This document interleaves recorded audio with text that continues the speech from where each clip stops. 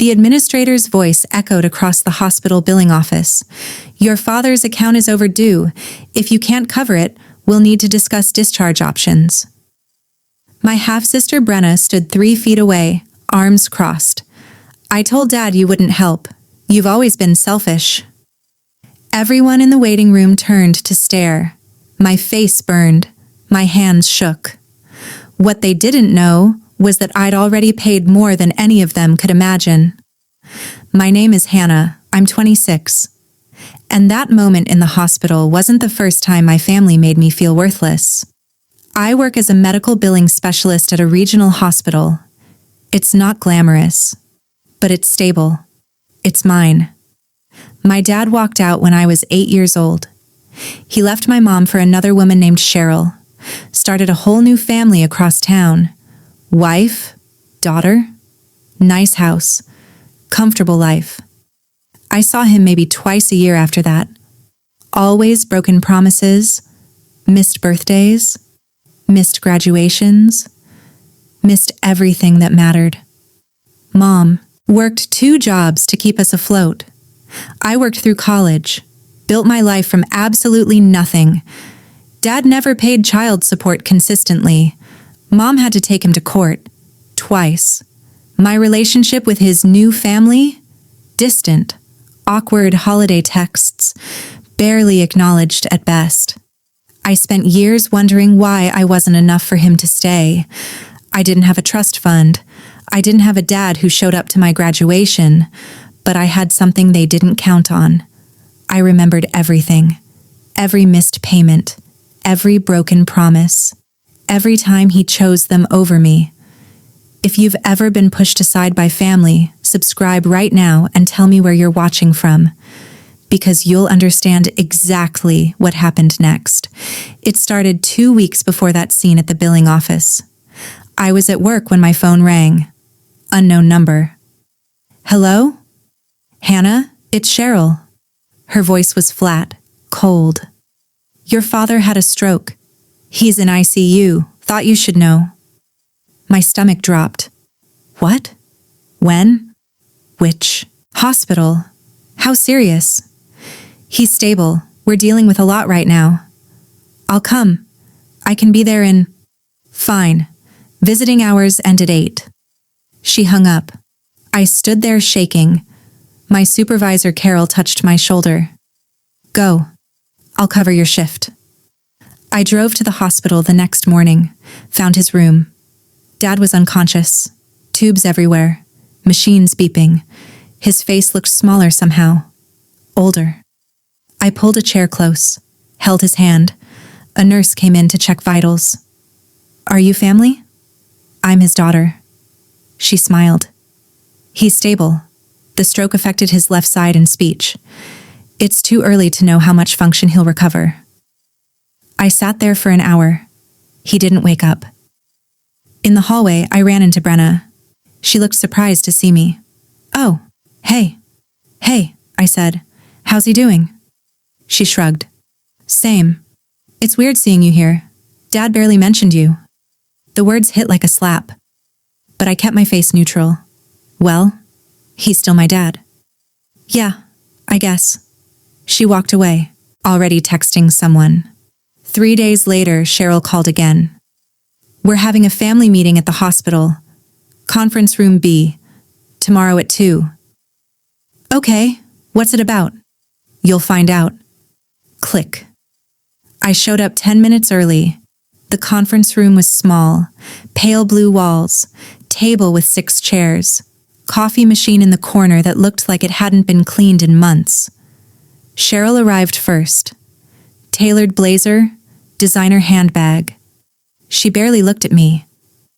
Brenna came next, scrolling on her phone. Then Uncle Neil, Dad's younger brother. He nodded at me. Hannah. Uncle Neil. Cheryl cleared her throat. Let's get started. Your father's condition is stable, but he'll need long-term care. His insurance maxed out.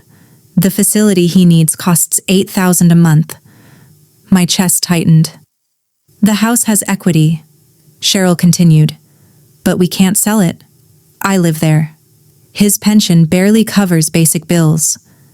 Uncle Neil leaned forward. You work at a hospital, right, Hannah? You must know how to work the system. Shouldn't you contribute? He's your father too, I stammered. I have a job in billing, but I'm not wealthy. I don't... Cheryl cut me off. We all have to sacrifice. Brenna's putting her college fund toward this. It's what family does. Brenna looked up from her phone. Some of us actually care about him. The room felt like it was shrinking, all eyes on me, expecting, demanding. Uncle Neil pressed harder. So you're in? We're splitting it 3 ways. Me, Cheryl, and you. I wanted to say no. Wanted to ask where they were when I needed a father, when Mom needed child support. But the words wouldn't come. I nodded. Barely. Cheryl's face didn't change. Good. We'll need the first month by Friday. The meeting ended. No one thanked me. No one asked how I was doing, how I'd manage, if I could even afford it.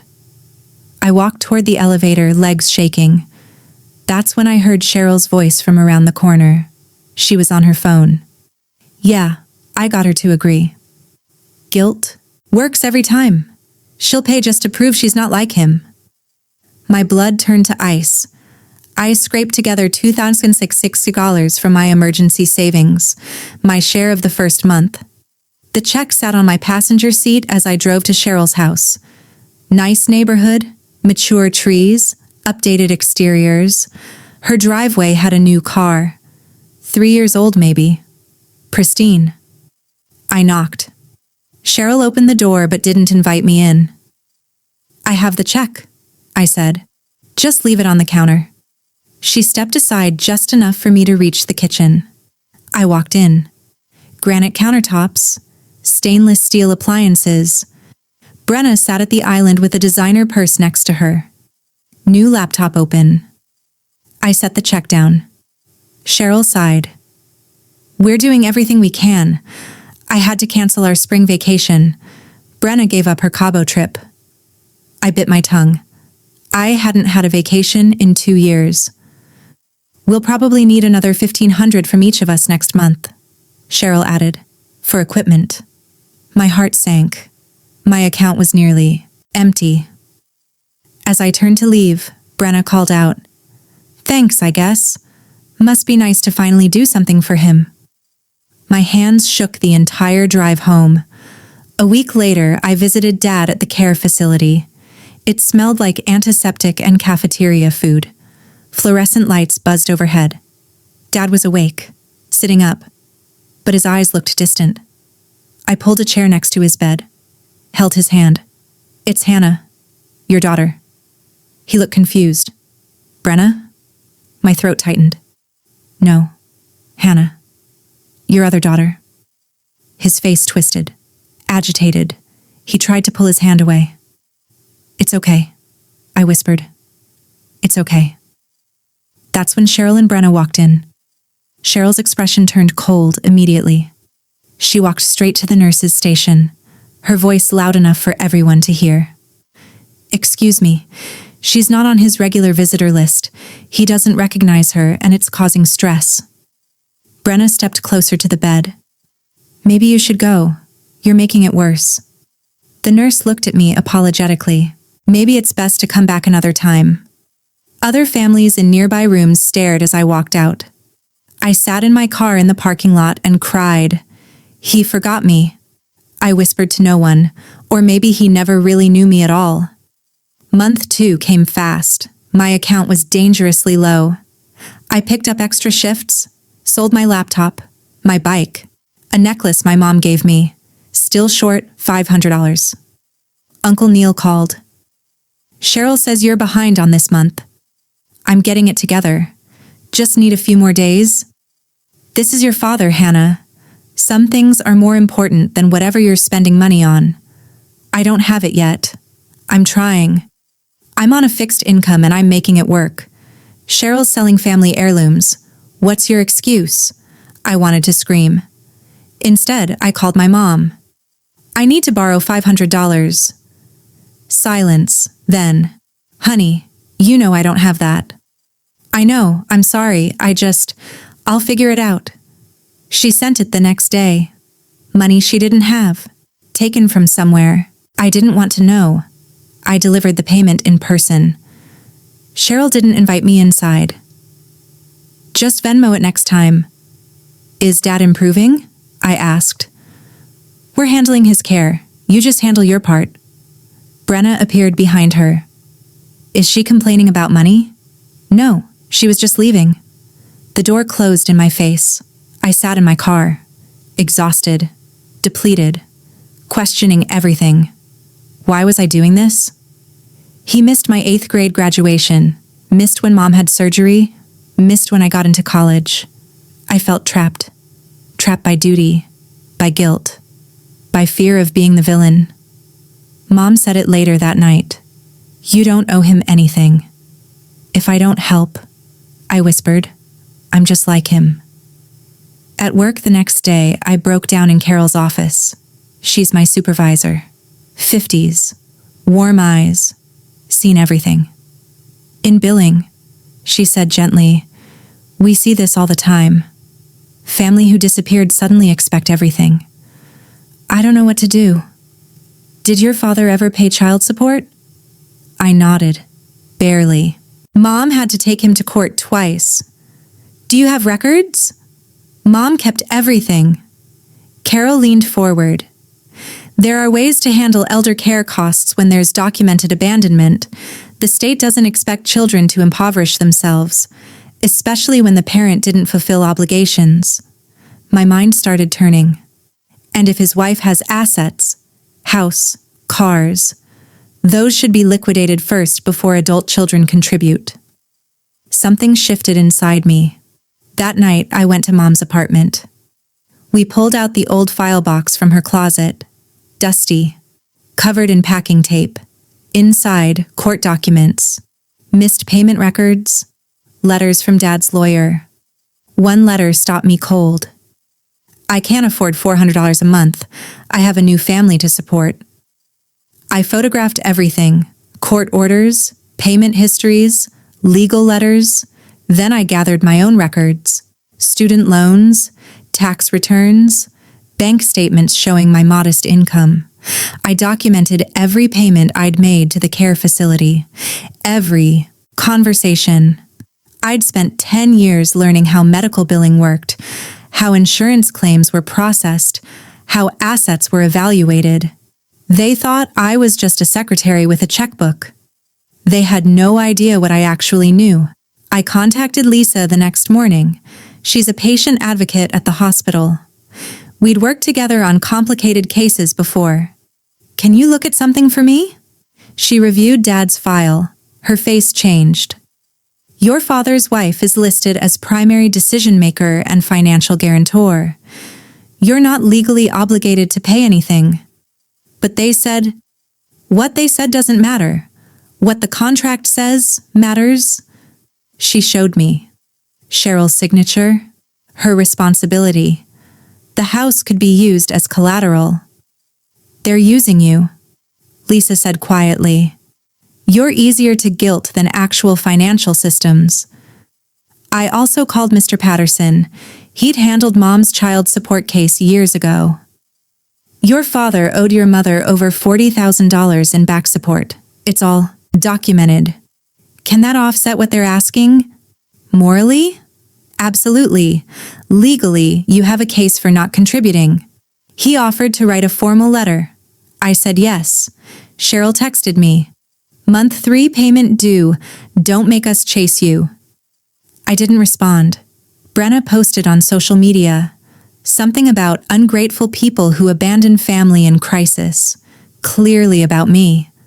Uncle Neil called my mom. Your daughter is being selfish. You raised her better than this. Mom defended me. They argued. She hung up on him. I stopped making payments. No explanation. Just stopped. A week passed. Then 2. Cheryl left a voicemail. You're putting your father's care at risk. I don't know what's gotten into you. Uncle Neil sent harsh texts. Brenna texted, you're really showing who you are. I didn't respond to any of them. Instead, I prepared a folder. Payment receipts, child support documents, financial statements, Patterson's letter. The facility called about the unpaid balance. They wanted a meeting. I agreed. Cheryl texted, "Finally, be there Thursday 2 p.m. and bring your checkbook." I responded, "I'll be there." What I didn't say, I was bringing something else entirely. Thursday came. I walked into that same conference room. Present. Cheryl, Brenna, Uncle Neil, and Ms. Rodriguez, the facility's financial counselor. Ms. Rodriguez looked tired. "We need to discuss the outstanding balance and payment plan going forward." Cheryl jumped in immediately. "We've all been contributing equally. Hannah here has been late with her share." Brenna crossed her arms. "Some of us take our responsibilities seriously." Uncle Neil nodded. "We need to know if she's committed or not." Ms. Rodriguez looked at me. "Do you have anything you'd like to say?" I opened my folder. "Actually, yes. I have a lot to say." I slid payment records across the table. "I've paid $6,000 over 3 months. Here's every receipt, every bank statement." Cheryl started. "That's what you agreed." "Let me finish." My voice was steady, calm. "I paid this from a salary of $42,000 a year. After taxes, rent, student loans, I've been living on almost nothing." I showed my financial statements. "Cheryl, you live in a house worth $380,000 that my father co-owns. You drive a 3-year-old car. Brenna, you posted concert photos last week. Those tickets weren't cheap." Brenna's face flushed. "That was a gift." "I'm not done." I turned to Ms. Rodriguez. "Can you tell everyone who signed as the financially responsible party?" She checked the file. "His wife, Cheryl Thompson. And are adult children legally required to pay?" Ms. Rodriguez hesitated. "Not unless they signed a guarantor agreement." "Which only Cheryl signed?" Silence. Cheryl's voice turned sharp. "That's a technicality." I pulled out Patterson's letter. "This is from the attorney who handled my mother's child support case. It documents $40,247 in unpaid support he owed for my care." I slid it to Uncle Neil. His face went pale. He had money for a new house, for Brenna's private school, for vacations. He told the court he couldn't afford $400 a month for me. My voice shook but grew stronger. I was 8 when he left. 8. He missed my birthdays, graduations, every important moment. I saw him maybe 10 times in 18 years. Cheryl tried. He was building a life. He was abandoning his daughter. My words echoed. And I still showed up. When you called, I came. When you asked for money, I gave it. Not because he deserved it. Because I didn't want to be like him. Brenna wouldn't meet my eyes. But I'm done being guilted. I'm done being treated like an ATM while you treat me like a stranger. Uncle Neil spoke up weakly. He's still family. Where was this family loyalty when I grew up without a father? Where were you at my graduation, Uncle Neil? Oh, right. At Brenna's birthday party. He had no response. I looked at Ms. Rodriguez. I've made 3 payments totaling $6,000. I'm done contributing. Cheryl stood. You can't just... I can, and I am. You signed the financial agreement. You have assets. Use them. I stood, gathered my folder. I've paid more in 3 months than he paid for me in 10 years. My conscience is clear. Brenna's voice came out small, almost vulnerable. So you're just... walking away? I paused at the door. No. I'm choosing myself for once. Something he taught me, actually. You just didn't expect me to learn the lesson. I looked at Ms. Rodriguez one last time. If you need documentation on his assets for your records, I'm happy to provide what I know, but I won't be making more payments. Cheryl's voice rose. This is unbelievable. You're right. It is unbelievable that I paid anything at all. I walked toward the door. Uncle Neil tried one last time. Your father would be disappointed. I turned back. Good thing I got used to that feeling years ago. I walked out, hands trembling, head high. Behind me, Cheryl's voice argued with Ms. Rodriguez about payment plans. It wasn't my problem anymore. I sat in my car for 10 minutes, shaking. Not from fear, from release. I called Mom. I did it. I stood up to them. She cried. I'm so proud of you, baby. The following weeks, Cheryl sent angry texts. I blocked her. Uncle Neil tried guilt-tripping my mom. She shut him down. Brenna sent one message.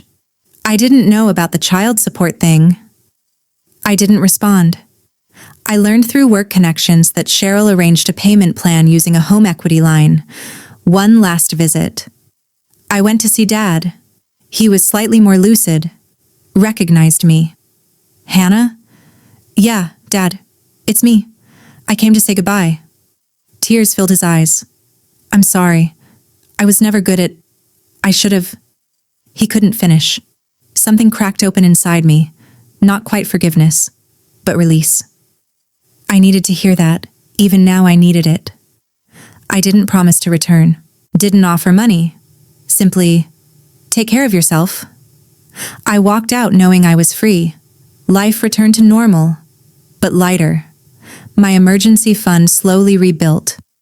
Carol noticed at work. You look different. I feel different. Like I finally put down something I was never meant to carry. It was never about me. His choices were always about him. For the first time in my life, his absence didn't hurt me. It freed me. I'd spent $6,000 and 18 years trying to earn love from someone who didn't know how to give it. That meeting cost me nothing. Walking away gave me everything. If you've ever had to stand up to a parent who let you down, you're not alone. Hit that subscribe button and drop a comment telling me where you're watching from. I read every single one. This story took me years to live and one moment to change. If you've been carrying guilt that isn't yours, I hope my story helps you put it down. Your story matters too. Whether it's a parent, sibling, or anyone who made you feel less than, share it below. This community gets it. Next video. What happened when Cheryl tried to turn the whole family against me? You won't believe what my dad's sister told her. Like, subscribe, and remember, you don't owe anyone your peace.